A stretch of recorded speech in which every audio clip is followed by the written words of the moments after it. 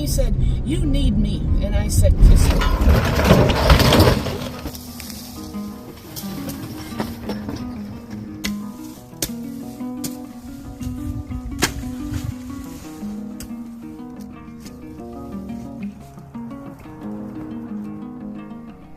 Look at this.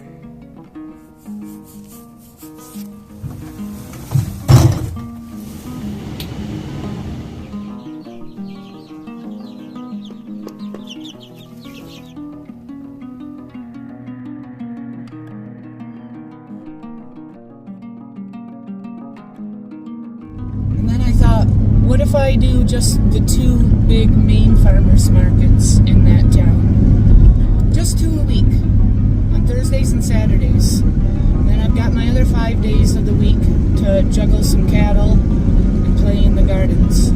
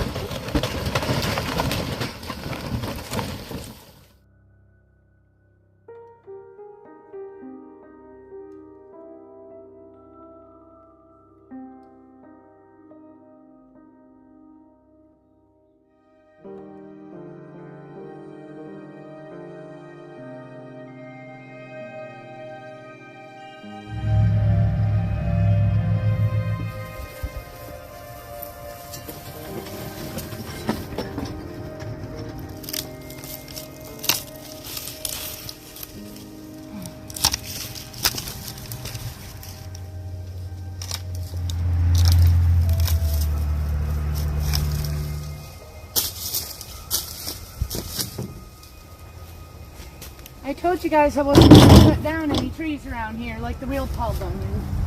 And I meant it. I'm not. But some of the shrubbery is going to need to be trimmed a little bit. Especially in this area right here. I showed you in the last episode where I said I needed to get this old half-rotted wood pile out of here because it's in the way of my compost station. And eventually I'm going to put a little trail here that goes to a little woodshed. And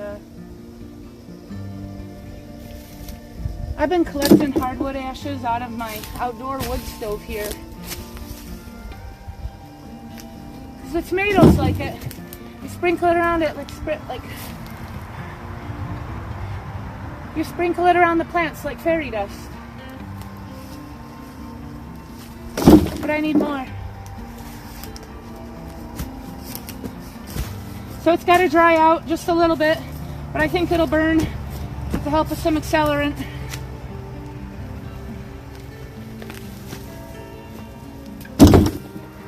What they like about it is the potassium, also known as potash, and the calcium, but just a little bit. Don't overdo it. If I burn this wood in the corner of the garden where I'm going to plant the tomatoes, then I can gather up the ashes from the wood piles and keep them in a container off to the side. And where'd you go? Oh, you're sitting down there now. Okay. Anyway, what was I talking about? But then the remnants of the ashes in the spots where I burned it, a little bit of that will remain and get tilled into the soil. And then later I can add more around the plants.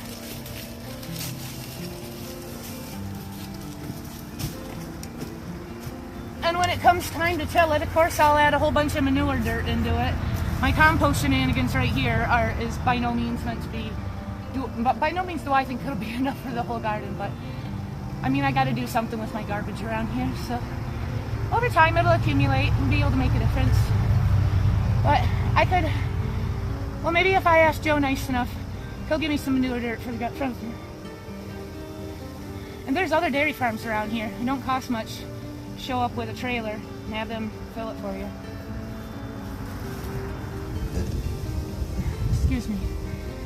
So now what's left behind from this old wood pile is like halfway turned to dirt anyway. So I'm gonna mix that into the compost pile. This is full of carbon. Carbon is good for the worms that are in the compost pile right now. They will love this. This will help balance out the carbon to nitrogen ratio. Remember in the last episode I showed you I had nitrogen from a couple things like deer hair and chicken poop. And then that first cubicle of the compost pile is going to be like pretty much full, and I don't think I should add anything more to it because it's probably not going to be fully ready to put onto the garden until after the garden's already growing, a little later on this spring. So it's time to add more panels to it and get more cubicles going. But I'm going to mix this in, stir it up. What's in there is at the point where it's not broken down completely, but it needs to be stirred like every 2-3 days, at least once a week, and I haven't been that great at doing that. And then what was I going to tell you about?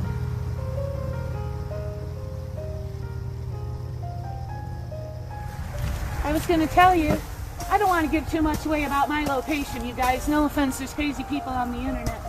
Y'all don't need to know exactly where I'm at. Showed you the nearby villages, but I don't really show the roads that get from the village out into the where I am now, which is kind of like the, just say the Roscommon and Gladwin State Forest areas. And I don't want to get famous for burning them down. So I can't burn those wood piles today. I gotta wait for a day that it rains, but this month we got more rainy days than not. Or snowy days. It's supposed to snow tomorrow. And then I'll use some kind of accelerant. No, I don't think it'll harm the soil. I don't think it'll make the vegetables taste like gasoline or oil or give you cancer. So I'm not going to be tending those today. I just got the wood out of the way so that I can, yeah, I'm just doing all kinds of random yard work. It's Sunday. Tomorrow's going to be kind of a busy afternoon at the farm.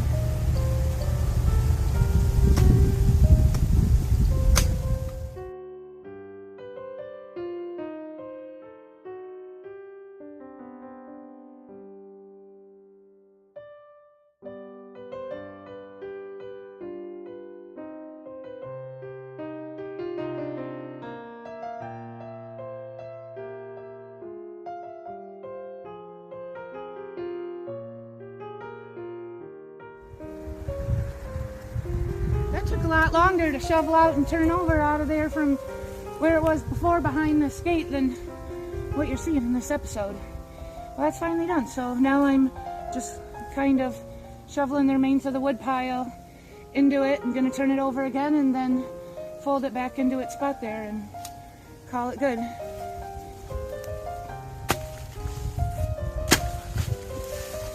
And I was also just thinking about how someone commented on last episode that they had never thought to enclose their compost pile with walls before, that they just have a couple big open areas. And I did too. If you guys have been watching my shenanigans on YouTube for a while, you would have seen it. The last place I lived where I didn't do a good job of filming it, but I had a few big open areas of compost. And I also had access to like 500 acres of farmland there. And a lot of that is full of manure dirt. And so I didn't really have those compost piles down to a science. It was more just like a dumping grounds for yard waste. But I didn't utilize it that much. And then I went down to having 1.5 acres and just chickens. And I'm not worried about getting whatever amount of barn dirt I need for the gardens too. But seeing that I only have 1.5 acres now, you know, it doesn't just make sense to turn all my extra waste into something that could help grow something new, but I actually want to. I think that things like that is fun. You know, I'm not like a scientist. I don't get into the chemistry of it as much as some people do, but so for mostly my own entertainment purposes only, I like to have now kind of clearly drawn lines between each station where there's things that, you know, consist of different things put around different kinds of plants. And there's one more reason too now why I got walls around my compost piles, is because my dad, can you see me? My dad is extremely absent-minded, and if I had this pile even be like 9 feet tall, he would still drive through it and try to park things on it and just mess it up. So these walls are like a sign on it saying this space is in use, proceed with caution.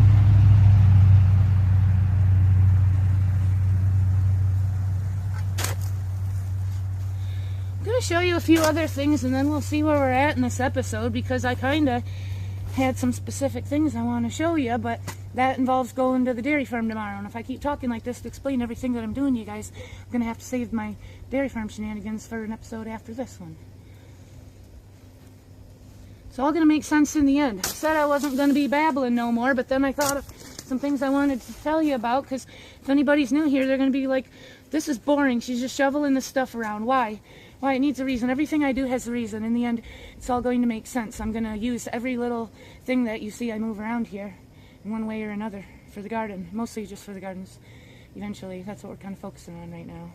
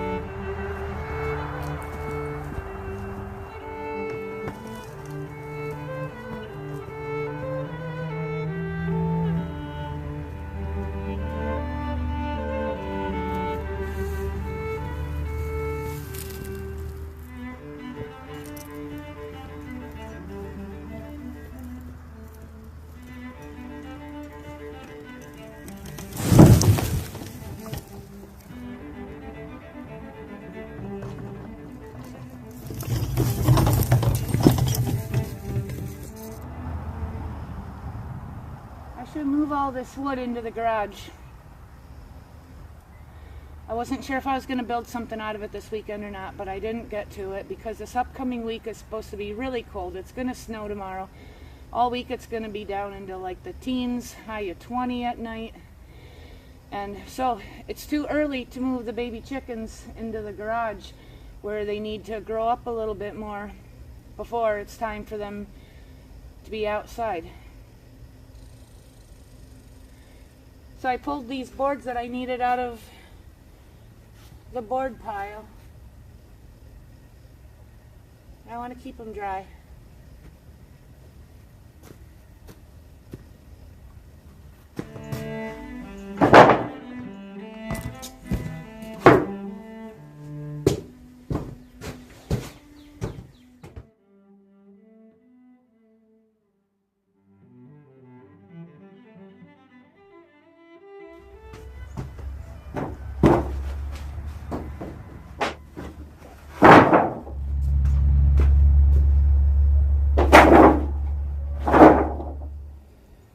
Remember I told you I have to rake the whole yard, and I'm going to save that grass and leaves as mulch to put over the garden rows to hold in the water, keep it from drying out, and it'll also be good for the soil at the end of the season when it gets all tilled in.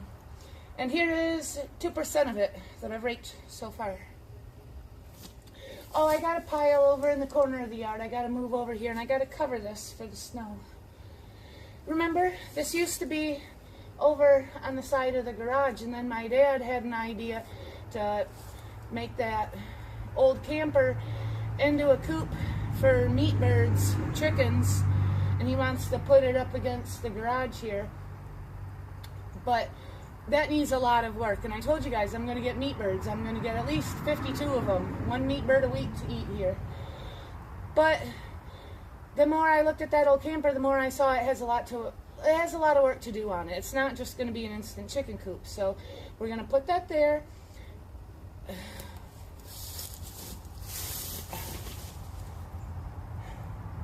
You guys, I got a lot on my mind. I got a lot that I got to do. I can't let myself get too overwhelmed.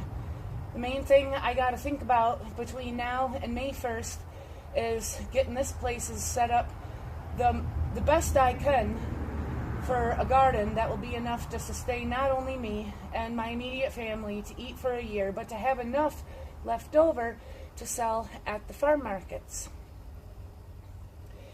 And I have a lot that I have to tell you. I don't think I'm going to fit it all into this episode. Whatever I don't fit into this one, you'll see in the next one when we go to the farm for work tomorrow. What was I getting at? The meat bird chicken coop. That's going to be a little project that me and my dad can whittle away on a little bit every few days when we have time. And so next spring, it'll be ready to put meat chickens in too. No, it's just me. I'm talking to myself. There's really nobody here.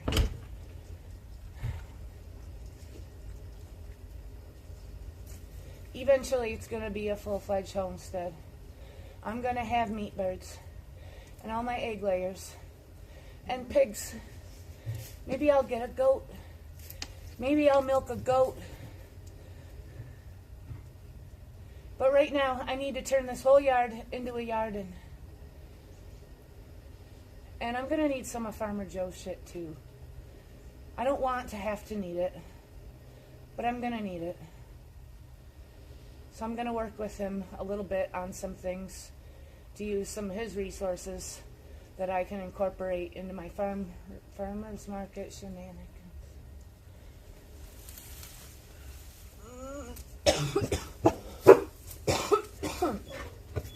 Alright, let's go get that little pile in the corner of the yard so I can cover this up. And then I want to see what the baby chicks are doing in the cellar. I haven't looked at them in a couple hours.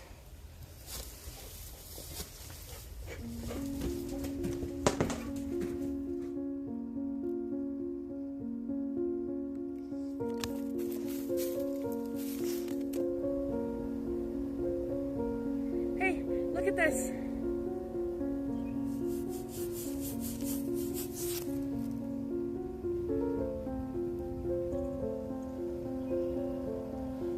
my view of the sunset. And this is mullein. And it's popping up everywhere. It's all over the yard. And I'm going to try to leave it as undisturbed as I can, wherever I can. You don't want to fuck with mullein. It's good for the pollinators. It's good for humans, for medicine. For me, I'm going to use it for medicine. I'm not telling you what to do because I'm not a professional anything. I'm just saying if I wanted to make antibiotic eardrops, or if I'm having lung problems from smoking too much tobacco, I can smoke this. I know it sounds counterintuitive to smoke something to fix your lungs after smoking something else, but it works. Makes hillbilly tiki torches. So yeah, we're in a corner of the yard. This is where my strawberries are going to go, and there's going to be melons around here and at least a few other things, I'm sure.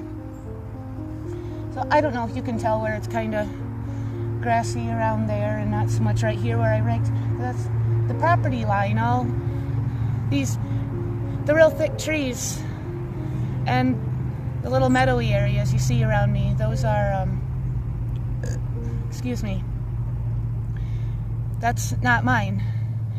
Well, my dad's.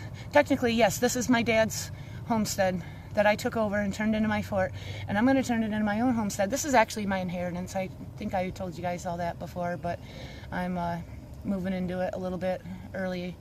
I wasn't sure if I would ever need this place. My dad bought it like 15 years ago after my parents got divorced, and it was in really rough shape. It was an extremely old house that needed a lot of work done. The roof was caving in, and my dad's like, yep, someday this is all going to be yours. I said, well, thank you. Not sure if I'll need it.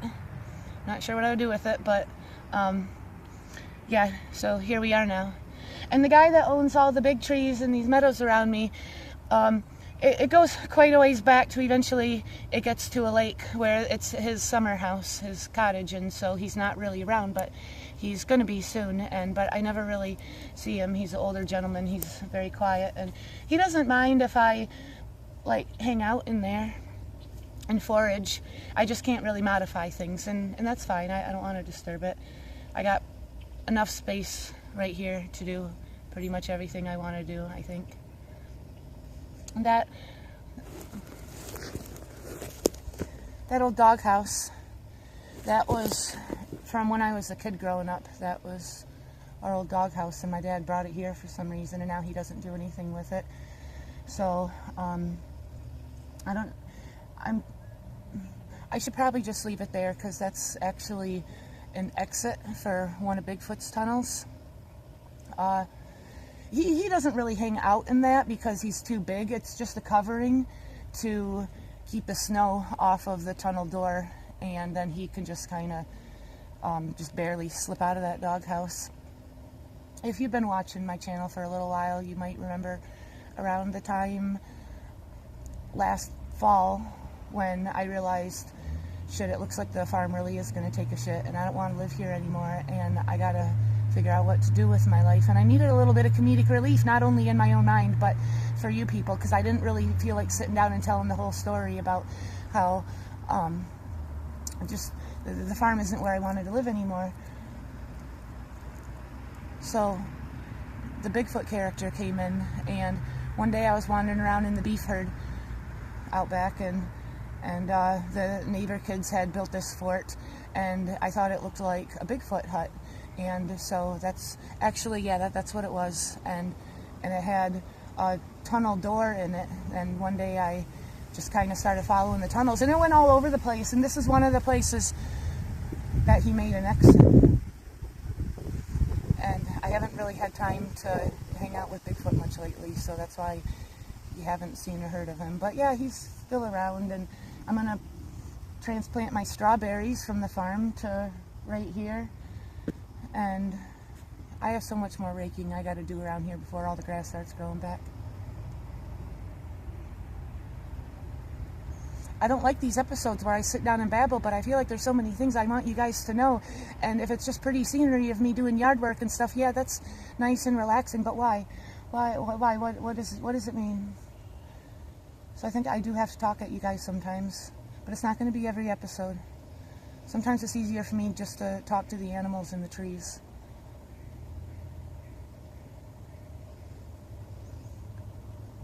So thanks for hanging out.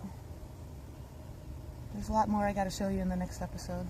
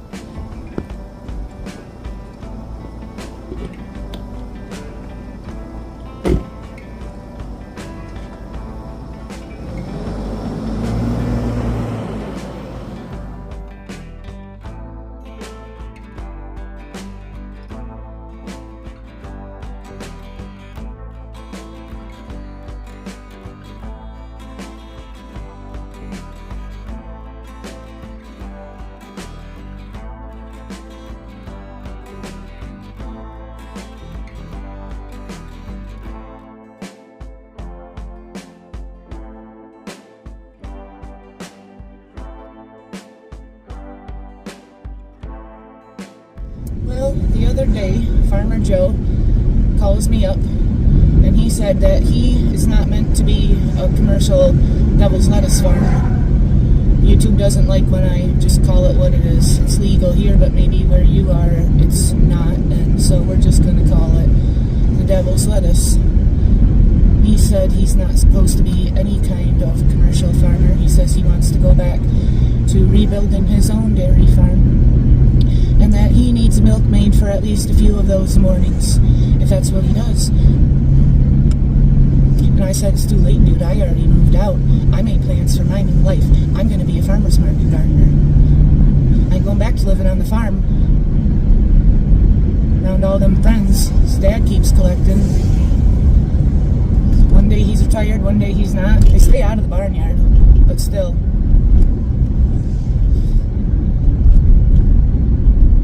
Anyway,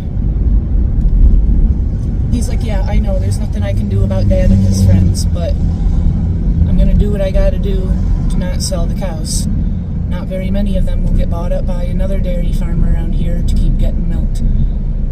They just don't produce as much as the commercial farms. They're more natural cows. So, they would get turned into Taco Bell. And he said, you need me. And I said, kiss my ass. I don't need anybody. And then I thought, I kind of need a pole barn that has all them lights in it.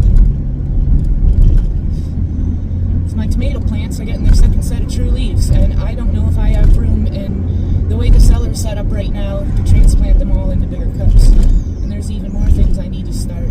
There's more things that I needed to start 3 weeks ago, and I just haven't had the space for it. I need his greenhouse. He said if I can milk a few days a week, I should still be able to do the farmers markets a few mornings a week and have more than enough time to tend my gardens. Farm chores only take a few hours in the morning right now with the size of the herd. And I said, I don't want to drive an hour to the big town 3 days a week and still have to worry about cows. And then I thought, what if I do just the 2 big main farmers markets in that town? Just 2 a week, on Thursdays and Saturdays. Then I've got my other 5 days of the week to juggle some cattle and play in the gardens. And of course I get paid for my dairy farm work.